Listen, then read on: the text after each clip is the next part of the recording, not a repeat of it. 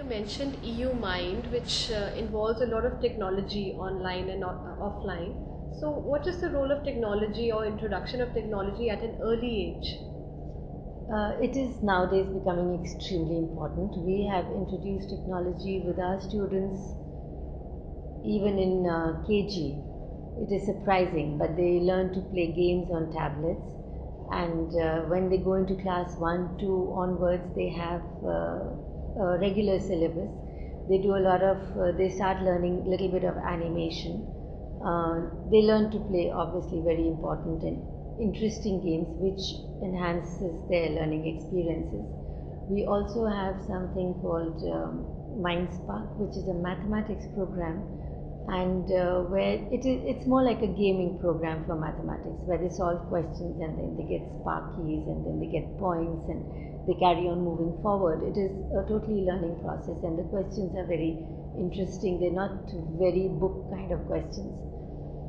So all that helps a lot. Also, like you were talking about EU Mind, our children,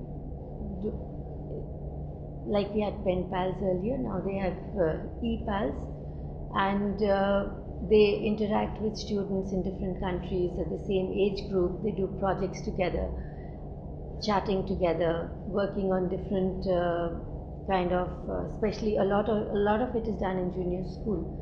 We have a primary years program from International Baccalaureate, and their students do a lot of work like this, and they do work a lot with the internet. They do a lot of research work. As we get on to the middle school and senior school, we have digital classrooms, we have smart boards, there's a lot of virtual learning that happens, a lot of practical work that cannot be done. All of it obviously cannot be done during class time. So we use a lot of videos which we download, simulations of practicals, and a lot of other videos that we take from a whole lot of variety of resources that are available on the